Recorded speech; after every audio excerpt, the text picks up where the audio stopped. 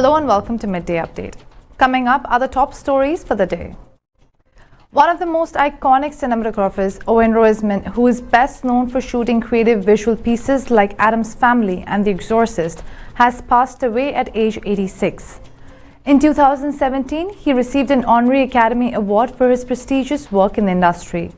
Apart from his Oscar and Emmy nominations, he is also honored with a Lifetime Achievement Award by the American Society of Cinematographers and also the Camera Image International Film Festival of the Art of Cinematography in Poland. Amid several incidents of drunk flyers coming to the fore recently, 2 drunk passengers caused havoc on a Patna-bound Indigo flight from Delhi. Both passengers have been arrested at the airport police station for being in an inebriated state.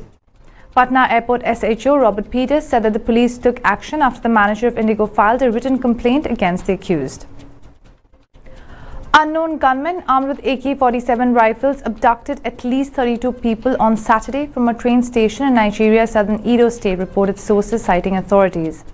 The Edo governor's office said the attack occurred in Igbibin at around 4 p.m. when a group of people waiting for a train to the oil town of Warri in Delta State were attacked, sources reported. Meanwhile, the Nigerian Railway Corporation promptly closed the station after the attack. So far, no group has claimed responsibility for Saturday's attack. The leader of the Serb-controlled half of Bosnia on Sunday awarded Russian President Vladimir Putin the highest medal of honor in absentia to recognize his patriotic concern and love for the Bosnian Serbs. Milorad Dodik, the U.S. sanctioned leader who represents the Bosnian Serbs, is one of the 3 leaders forming the country's tripartite presidency. On what was a historic day for Houston, Texas, Harris County Judge Manpreet Monica Singh of Indian origin became the first female Sikh judge in the U.S., sources reported. Monica was born and raised in Houston and now lives in Bel Air with her husband and 2 children. An attorney for 20 years, she has been involved in many civil rights organizations at the local, state and national levels. It seems like in 2024, American tech giant Apple will be pulling the plug on the iPhone SE, the company's smartphone offering for the budget segment. Analyst Ming-Chi Kuo, who passes his predictions on sources in the supply chain, wrote in a blog post on Friday that Apple had cancelled production and shipment plans for the phone. As per sources, the reason the phone is getting axed could be that Apple's lower-end phones were selling worse than the company hoped, reported GSM Arena. Novak Djokovic beat American Sebastian Korda 6-7, 7-6, 6-4 to win the Adelaide International title on Sunday night.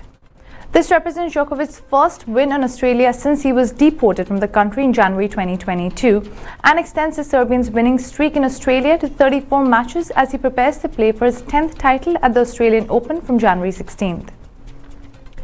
With just over a year left for the inaugural edition of the FIH Hockey Fives World Cup in Muscat, the visiting International Hockey Federation President Tayyip Ikram has expressed satisfaction over the preparations of the tournament. The quadrennial World Championship for men's and women's is scheduled to be held in Muscat in January 2024. Ikram, who's making his maiden visit as a FIH Supremo, visited the Sultan Qaboos Sports Complex after his arrival on Saturday and held discussions with the Oman Hockey Association Chairman Warmal Anjuma.